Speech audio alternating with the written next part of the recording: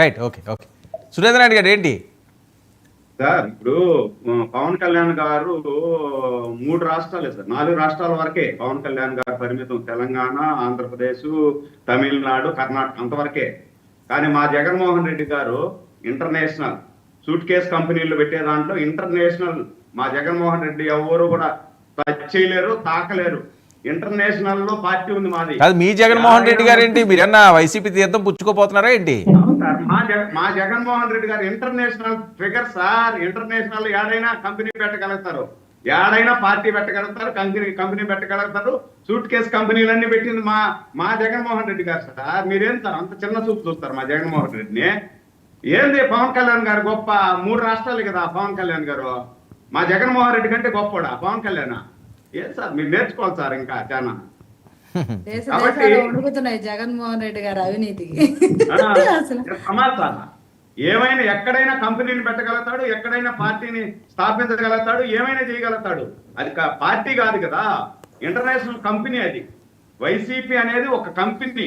ఆ కంపెనీ దొంగ లెక్కలు రాసే దాంట్లో కానీ, సూట్ కేసు కంపెనీలు పెట్టే దాంట్లో కానీ, ఇలాంటి వాటిల్లో ఆరుతేరినటువంటి మహానుభావుడు, గొప్పోడు. అయితే ఎవరికి పోలిక లేదు. చంద్రబాబు నాయుడుకి లేదు, పవన్ కళ్యాణ్ గారికి లేదు, ఈవెన్ మోడీకి కూడా ఆయనతో పోలిక లేదు. Okay okay. శివపార్తి గారు ఏంటి అసలు చంద్రబాబు నాయుడు గారు లేకపోతే అసలు జనసేన ఎక్కడ ఉన్నది అంటున్నారా చిన్నపరెడ్డి గారు? ఆ విషయం ఆంధ్ర రాష్ట్ర ప్రజలు ఇప్పుడు ఇక్కడ మన ప్యానెల్లోనే రాజకీయ విశ్లేషకులు ఉన్నారు. ఆయనే చెప్పారు కదా, పవన్ కళ్యాణ్ గారు పార్టీ ఎలా పెట్టారు, ఒక ఇటుక ఎలా పేర్చారు, ఈ జగన్మోహన్ రెడ్డి గారు పార్టీ ఏంది, తెలుగుదేశం పార్టీ ఏంది, లేకపోతే ఇంకేదో కమ్యూనిస్ట్ పార్టీ ఏంటో ఇంకే పార్టీ ఏంటో, వాళ్ళ ఆరిజిన్స్ ఎక్కడ, ఎలాగా, ఏంటి, ఎలా విస్తరించుకుంటూ వచ్చారు అనేది, బీజేపీ ఎలా విస్తరించుకుంటూ వచ్చింది అనేది చెప్పారు ఆయన. సో పవన్ కళ్యాణ్ గారికి ఎవరు బ్యాక్ అండ్ లేరు.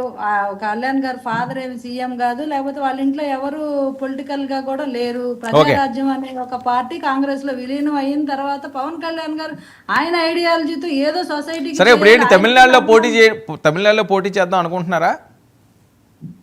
అది క్లియర్ గా నేను చెప్పాను కదండి ఇందాక. పవన్ కళ్యాణ్ గారు మొన్న వచ్చి మేధావులు వచ్చి కలిసినప్పుడు పార్టీలకు అతీతంగా, రాజకీయాలకు అతీతంగా నేను తమిళనాడుకి సర్వీస్ చేస్తాను అన్నారు. అంటే బీజేపీ తరపున అంతేనా? అలా అని కాదండి. ఇప్పుడు ఆయన ఏం చేయగలరు? ఇప్పుడు నాకు సాయం చేయండి అని ఆయన వచ్చినప్పుడు బీజేపీ ద్వారా చేస్తారా, తెలుగుదేశం ద్వారా చేస్తారా, లేకపోతే అక్కడ లోకల్ గవర్నమెంట్ త్రూ చేస్తారా, ఎలా చేస్తారా అనేది కాదు. సాయం చేస్తానా లేదా, నేనేం చేయగలను? ఇప్పుడు వాళ్ళు ఒక ప్రాబ్లం ఉందని వచ్చింది, దానికి ఏంటి రూట్ కాజ్ అని, దీన్ని ఎవరిని అడగాలి? మా రాష్ట్ర ముఖ్యమంత్రిని అడగాలా, లేదా దేశ ప్రధానిని అడగాలా, లేదా అనేది అది అక్కడ ఉన్న సమస్యను బట్టి ఉంటుందండి ఆయన ఎట్లా చేస్తారు అనేది. ఇక్కడ ఏదో సమస్య అడిగారు, నాయకులు వచ్చి కలిశారు అనగానే ఇక్కడ జనసేన వెళ్ళిపోయింది, తమిళనాడులో జెండా పాతేస్తున్నారు, జెండా ఎగరేస్తున్నారు, ఇలాంటివి అపోహలకి ఆయన క్లియర్ గా చెప్పారు. అక్కడ ప్రజలు కోరుకుని జనసేన.